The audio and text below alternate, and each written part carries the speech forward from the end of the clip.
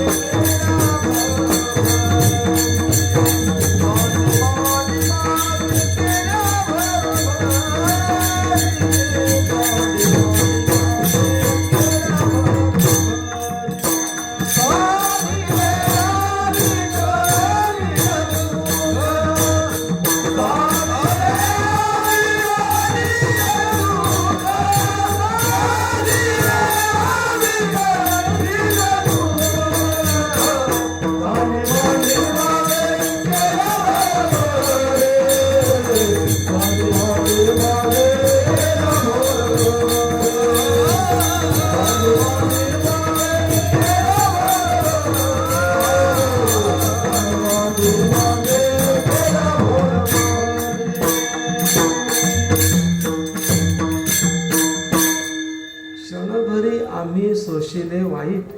क्षणभर आम्ही वाईट सहन केलं. रुक्मिणी मातेचा विचार केला तर तिने ते केलं सर. एवढं माहेरचं सगळं तिने सहन ते केलं, सगळ्यांची बोलणी ऐकली, पण साधिले अविट भगवान श्रीकृष्णाची प्राप्ती तिने करून घेतली. हा व्यवहारातलं उदाहरण दृष्टांत म्हणून. पण इकडं महाराज म्हणतात ही साधनं करताना मला हे बरेच कष्ट सहन करावे लागले, पण जे प्राप्त करून घेतले ना त्याच्या तुलनेत मात्र ते दुःख सगळे विसरले आपण जातो. व्यवहारामध्ये आपल्या सगळ्यांच्या बघा वाट्याला हे दुःख येतं. विशेष करून महिलांच्या नाथबाबांचं प्रमाण आहे ते 6व्या दशकामध्ये हरिपाठाचा अभंग. धन्य माय व्याली सुकृताचे फळ. म्हणजे ते बाळंत शब्द आहे, बाळ नाही तर अंत. आणि त्या बाळंतपणाचं जे दुःख आहे किती सहन करावं लागतं प्रत्येक मातेला. पण जेव्हा तिला समजतं की तुम्हाला बाळ झालेलं आहे, मुलगा झालेला आहे किंवा मुलगी झालेली आहे, तेव्हा ते तिच्या कानावर पडल्यावर तिला ज्या वेदना, जे दुःख आधी झालेलं आहे ते सगळं तिला कसं वाटतं, त्या आनंदाच्या भरामध्ये ते सगळं दुःख ती विसरून जाते. तिला ते जाणवत, दुःख ते होत नाही असं नाही, पण तिला ते तेवढं त्रासदायक दुःख वाटत नाही, ते कमी वाटतं. त्याचं काय बोलूया आपण, ते फ्रिक्वेन्सी थोडी कमी होते. दुःख तेवढंच आहे पण तो आनंद जास्त आहे ना, मुलगा झाल्याचा किंवा मुलगी झाल्याचा. तसं महाराज म्हणतात की जेव्हा देवाची प्राप्ती झाली तेव्हा या साधनांमध्ये मला कष्ट झालं नाही असं नाही. साधनं बरीच केसली, सोशिले वाईट शब्द आलाय, बरेच वाईट अनुभव आले, पण ते क्षणभर वाटले हो. मग ही साधन नक्की काय केली, तर काही गोष्टींचा आम्ही काय केला, त्याग केला. त्याग केला म्हणजे ते टाकून दिले, सोडले. आता आपण सगळे वारकरी झालो, माळा घातल्या, आपण काही गोष्टी टाकून दिलेल्या आहेत. प्रथम दृष्टीने काय, आपण मांसाहार टाळला, खाण्यापिण्यामध्ये आपला थोडा बदल केला, युक्त आहार विहार. आणखीन काही आचारसंहिता पुढे येतो, आपण सत्य बोलणं अवलंबलंय, खोटं बोलूच नाही. पण आता खोटं बोलायची मशीन आपल्या खिशात आहे, त्याच्यामुळे ते खोटं आपल्याकडून बोललं जातं. म्हणजे मोपट मनुष्य सारखा खोटं बोलतो, पण सत्याचं आचरण करावं, अशी काही सदाचार पाळावा, काही नियमावली पाळावी. ह्या गोष्टी आपण स्वीकारत गेलो, काही गोष्टी आपण टाकत गेलो, म्हणजे काही धरलंय, काही सोडलंय. ह्या गोष्टी करणं गरजेचं आहे.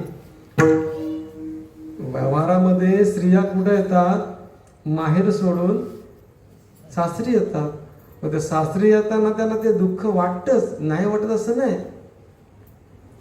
काय काय टाकतात त्या पाठीमागं, त्यांच्या वडिलांचं नाव, ज्यांना जन्म झाल्यापासून ज्यांनी 20 वर्ष म्हणा आपल्या तळहातातल्या घोडासारखं सांभाळलेलं आहे, अशा वडिलांचं नाव ते टाकून देतात. नवऱ्याचं नाव लावतात, आडनाव टाकून देतात. इकडचं नवऱ्याकडचं आडनाव लावतात, कारण देवाशी त्यांचं लग्न झालं, म्हणजे नवरदेवाशी, देवाशी नाही, नवरदेवाशी लग्न झालं तर त्यांनी एवढं टाकावं लागतंय. गावाचं नाव टाकून देतात, त्याच गावातले असेल तर प्रश्न नाही गाव टाकायचा, पण गावातलं पण नाव टाकून दिलं जातंय. महाराज म्हणतात इकडं आम्ही पण या सगळ्याचा त्याग केला. दिली तिळांजुळी कुळनाम रूपासी, दिली तिळांजुळी कुळनाम रूपासी, शरीराच्या तुझ्याशी समर्पिले,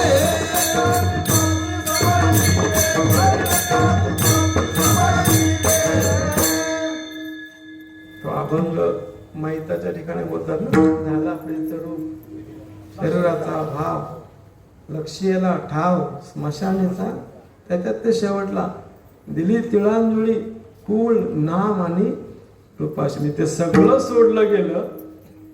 ते सोडताना त्रास होत नाही असं नाही, होतो तो. आणि इकडं नवऱ्याकडं, म्हणून तर येताना त्या वरातीमध्ये ती धून लागली जाते. पाच नंतर ते सगळेच माणसं, अख्खा गाव रडत असतो ती नवरी जेव्हा जाते तेव्हा. ते एवढं दुःख तिला होतं, पण ती फक्त गाडीत बसेपर्यंत, गाडीत बसली का ती नवरी पण नंतर हसायला ते विठ्ठल. व्यवहारात आपण सगळे अनुभवतोय हो. तसं इकडं झालं की महाराज म्हणतात हे करताना त्रास होतोय, होत नाही असं नाही. माऊलीने 18व्या अध्यायामध्ये त्याची काही उदाहरणं दिली की वाईट गोष्टी सोडताना कसा त्रास होतो. माणसाला तुम्ही आपण जर म्हणून डायरेक्ट बोलू, अरे दारू सोडून दे, किती दारू वाईट आहे, तुला तर त्रास होतोय, तुझ्या घरातल्याला त्रास होतोय, रात्रभर बडबड करतो, अख्ख्या गावाला त्रास होतोय, आजारी पडलास तर तुला दवाखान्यात न्यावं लागतंय, पैसे नसतात. तर तू सोडून घरातली माणसं कधी आजारी पडली तर त्यांच्यावर पण पैसे नसतात. व्हाय नाही आहे नाही तो सगळा तू लावलास पणाला तिकडं दारूच्या नादामध्ये. मग तो किती त्रास. त्याला सोडायला सांगितले अचानक, तर तशी सुटते काय ती एकदम सोडता येत नाही. त्याला असा धरून मग आपण जर ठेवला दवाखान्यात पुढे अडकवून ठेवला तरी तो असा अस्ताव्यस्त होतो, कारण अचानक त्याच्यावर झालेला परिणाम त्याला सहन होत नाही. म्हणजे हे कठीण आहे हो. ज्या विषयाची गोडी लागते त्या विषयापासून बाहेर निघताना मनुष्याला नाकानऊ होते. माऊलींनी हे मस्त समजावून सांगितलंय. त्यांनी काय दारुड्याचा विषय ज्ञानेश्वरीमध्ये सांगितला नाही, पण त्यांनी वेगळी भाषा वापरली. काय सारसाही विघडता, म्हणजे दोन पक्ष्यांचं ते उदाहरण सांगितलंय. ते दोन पक्षी एकमेकावर एवढं प्रेम करतात, त्यांच्यात जर वियोग झाला माऊली म्हणते तर ते एकमेकाशिवाय जगू शकत नाही. त्या पक्ष्यांची उदाहरणं दिली हो. एवढं त्या विषयामध्ये गुंतलेले असतात. किंवा वत्स ओहावनी काढिता, म्हणजे गाईचं पिल्लू वासरू आहे आणि ते गाईचं वासरू जेव्हा त्या गाईकडं आपण संध्याकाळी पाजायचे असताना, धार काढायची असताना ते कानी त्या वासराची उडवली, दाबा तो सोडला की तो त्या मालकाच्या आधी जोरात जातो आणि गाईच्या स्तनाला लागतो. आणि तो एवढ्या जोराने हुंदके देतो, तिला पाहिल्यावर गायीने ती गाय त्याला पाना पण सोडते आणि दूध सुरुवात करते. दुधाचे एक दोन घोड घेतोय न घेतोय एवढ्यात तो मालक तिथं घमेल घेऊन हजर.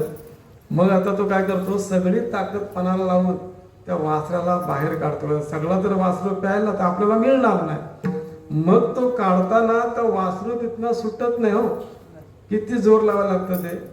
तशा या माऊली असं सांगतो, ह्या वाईट गोष्टी सोडताना आपल्याला एवढं सहन करावं लागतं. विठ्ठल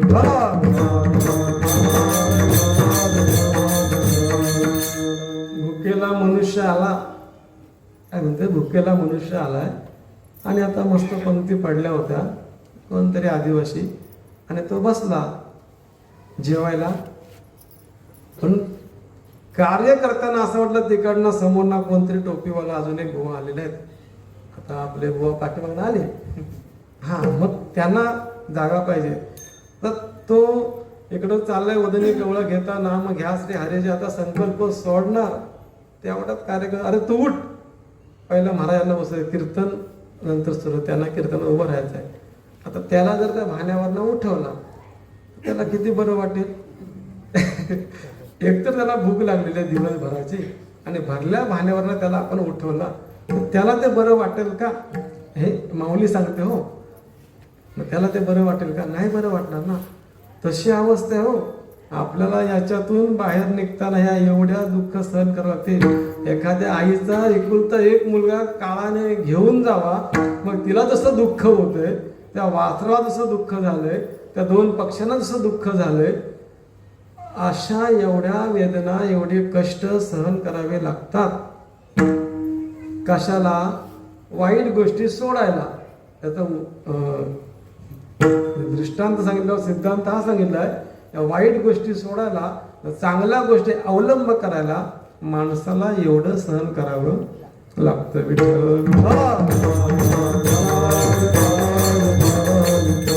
बाकीचं आपण काय धरतो सोडतो ना, ते करताना ते किती ह्या उठाठेवी बघा शिकलो, देखीचा पर्वत.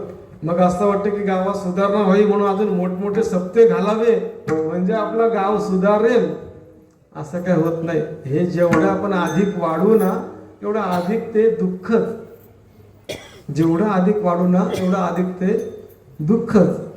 आणि दुःख झाले म्हणून अजून ते घेऊन बसलो आपण तरी ते अधिक दुःखच. असं प्रमाण तुकोबाराय सांगतात, एक वाहिल्या दुःखाची, जेवढं आपण ते ओझं घेऊ तेवढं ते आणखीन दुःखदायकच आहे. त्याच्यापेक्षा जेवढं आपण करायला जाऊ तरी पण ते दुःखातूनच आपल्याला सुखाची प्राप्ती करायची आपण बोलतोय, तशी ते होत नाही. त्याच्यामुळे दुःखातून ते दुःखच मिळणार, त्याच्यात तो येत नाही. जेवढी करू ना, असं सांगितलं त्यांनी, जेवढं आपण करू ना तेवढं आणखीन गुंतत जातो, वाहवत जातो. करिता भरोभरी आणि दुरावसी दुरी, भावाची पुरी वाहवसी, तेवढं तो वाहत जाणार. त्याच्यापेक्षा महाराज तुम्हाला मी सांगितलंय ना आधी, ही प्राप्ती करून घ्यायची असेल तर सांगतो तुम्हासी विठ्ठल विठ्ठल.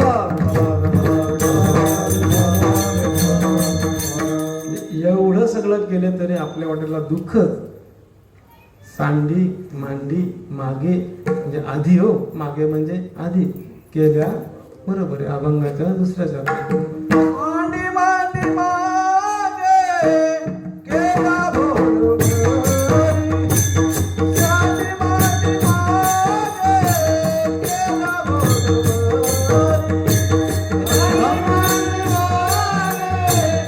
केला भोर घरी.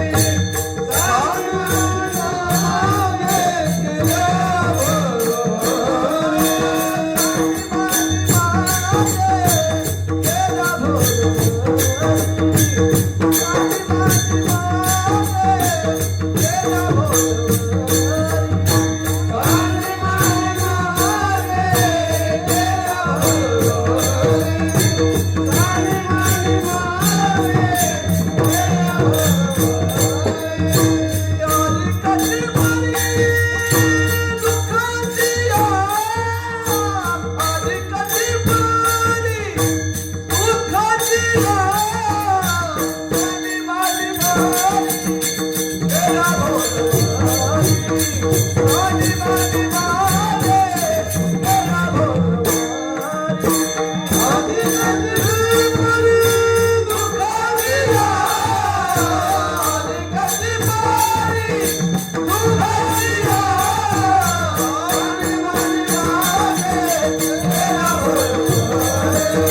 मांडी मागे केला भोर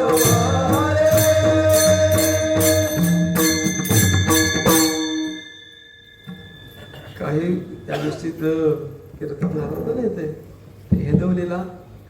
त्याच्यात त्या महाराजांनी सांगितलं म्हणजे ताईंनी त्या की आपण त्यांनी शब्द वेगळे वापरले.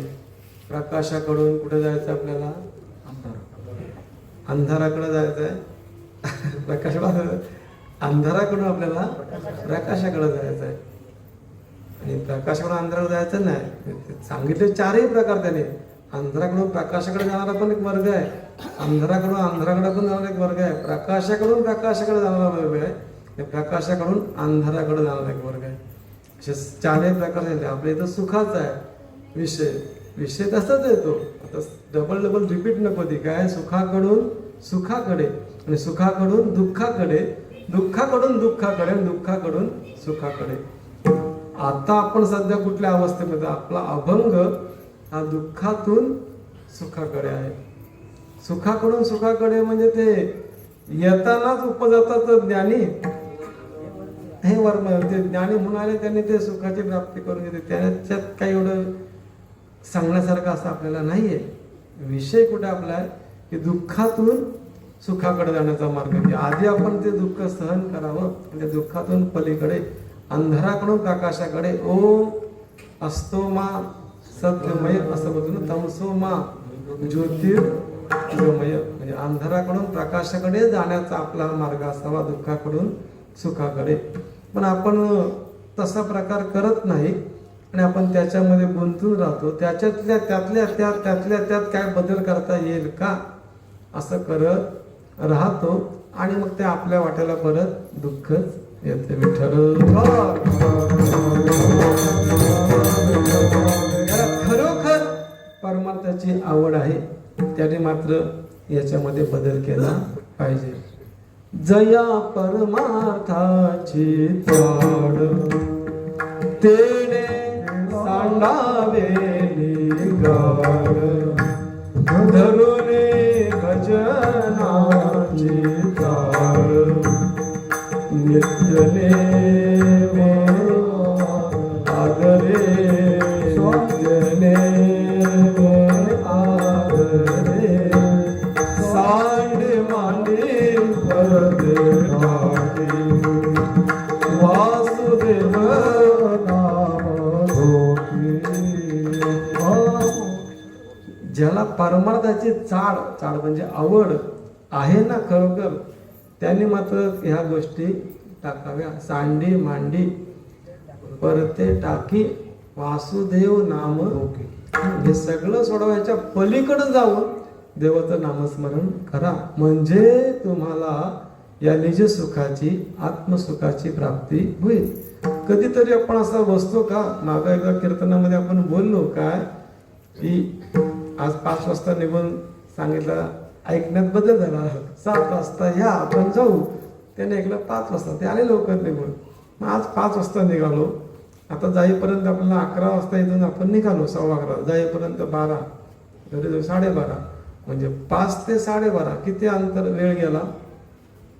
आणि त्यात कीर्तन आपलं हरिपाठ झालं आपला 1 तास, आता कीर्तन आहे 2 तास, त्याच्यातनं मायनस केले, वजा केले, उरलेला वेळ गेलाच कीर्तनाच्या नावाखाली.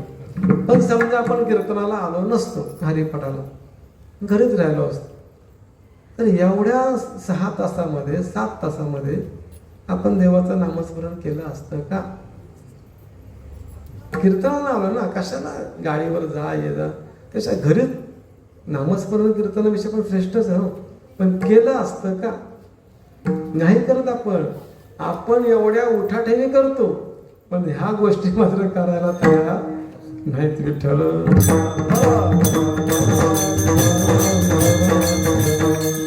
आणि केलेल्याचा आव आपण असा सांगतो, रोज कीर्तन, झोप नाही डोळ्याला, बोलतो की नाही मनुष्य, रोज कीर्तन, झोप नाही डोळ्याला, आराम ना अजिबात, घसा दुखतोय, पाय दुखतोय, खोकला आलाय, ताप, सगळ्या गोष्टी सांगतो, म्हणजे लोकांना सांगतो हो आम्ही एवढं.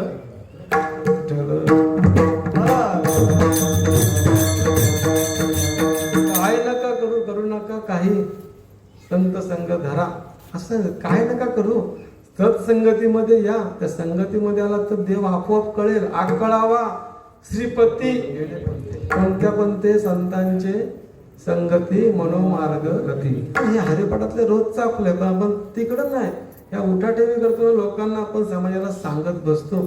मग ते जे प्राप्त करून घ्यायचं आहे ते काय प्राप्त करून घेत नाही. झालेल्या दुःखाचा आपल्या चेहऱ्यावर आव्हान आपण दाखवतो. मग एवढा परमार्थाला एवढी कीर्तन आपण केली, एवढं सगळे सप्त्याला गेलो, तर आनंद वाटायला पाहिजे ना, ते वाटत नाही. पण महाराज म्हणतात मला तो आनंद प्राप्त झाला. त्याच्यामुळं आता काय करण्यासारखं राहिलेलं नाही देवाच्या प्राप्तीच्या तुलनेमध्ये. आता त्यांना जे दुःख झालंय ते कसलं होतं, मगाशी आपण बोललो काय, जन्माला येणं आणि परत मग ह्याच्यापेक्षा मोठं दुःख कुठलं नाही. किती वेळा जन्मा यावे नित्य व्हावे, म्हणजे नुसतं जन्माला येताना गर्भाची यातना जास्त आहे. काय सांगू, गर्भीच्या यातना मज भोगिता नारायणा, मांस मळ मूत्र जाणा तुझं क्षणक्षणा ध्यात असे, विश्रामूत्रा चौकडे नाकी तोंडी कृमीकडे गर्भवासाचे दुःख गाडे कवना पुढे सांगावे. एवढं दुःख सहन आहे. आता मला म्हणतात आम्हाला ते काही नाही. तुका म्हणे मुक्ती परणिली नवरी, त्या मुक्तीला मी आता नवरी करून घेतलंय आणि आता दिवस चारी काय खेळी मिळी, म्हणजे आनंदामध्ये आता दिवस जगायचे आहेत. मला जर तसंच वाक्यरचना या अभंगामध्ये आहे. आता त्या देवाची मी प्राप्ती करून घेतली, त्याच्यामुळं माझ्या वाट्याला येण्या जाण्याचं दुःख राहिलेलं नाही. म्हणे